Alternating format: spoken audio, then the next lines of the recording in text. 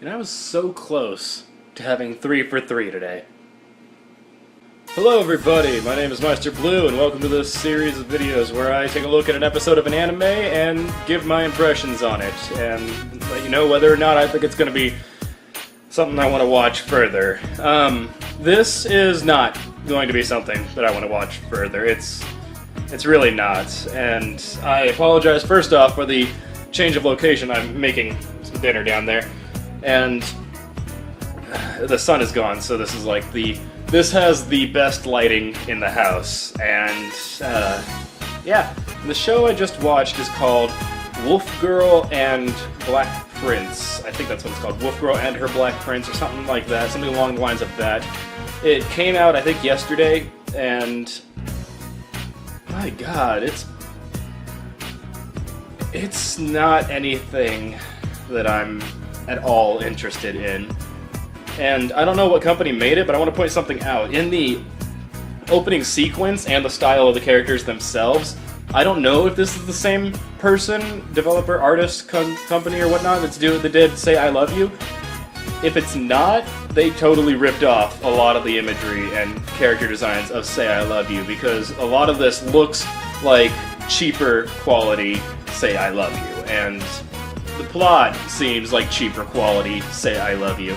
And I love that show. I love Say I Love You. Like, if you guys have been in this channel long enough, you know that I love that. And I posted a video when they announced that it was getting a Blu-ray and DVD release here in America just because I was so excited about it and I wanted to help it do well in any way I could.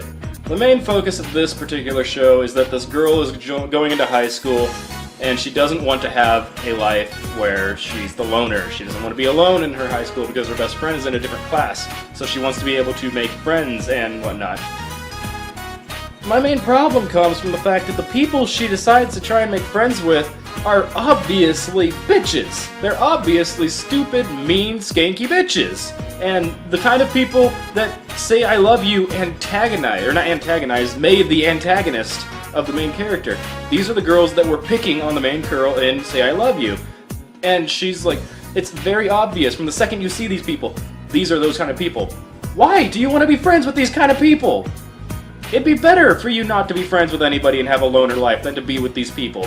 Especially when your whole basis of your friendship with them is based on you lying to their faces every single day for months on end. And it's because the moment those two meet up, they start talking about how much sex their boyfriends have with them and all that. And this girl gets the crazy idea, I'll invent a boyfriend who's very perverted and very dirty and everything and does all these crazy dirty things with me. And then I'm going to do something even more stupid, and when they ask for a picture, walk up to the random pretty guy on the side of the street and take his photo. Turns out he goes to your school. Congratulations. And it's like, I understand the idea of not wanting to be alone. Trust me, I do. I had moments in my life, especially in high school, where it felt like I would just be alone forever. And it's a sucky, sucky way to live. This show does one really good thing, though. Let's switch arms because this arm's getting tired. The show does one really, really good thing. It punishes her for being stupid like this. It punishes her for going along with this lie instead of saying, you know what, you're actually people I don't want to be friends with because you're kind of horrible. The guy, she finds the guy because the guy goes to her school, she explains the situation to him and everything before it starts getting out of hand and getting to him from other sources, and turns out the guy's a big, big asshole. He is the douchiest douche ever. And he's like, and they play it like he's gonna be nice. He's like, oh, I'll play along, sure, yeah, don't worry about it. You told me the story, I think I understand. I'll play along. Now spin around 3 times and bark like a dog. You didn't think I'd do this for nothing, did you? So you're going to be my dog.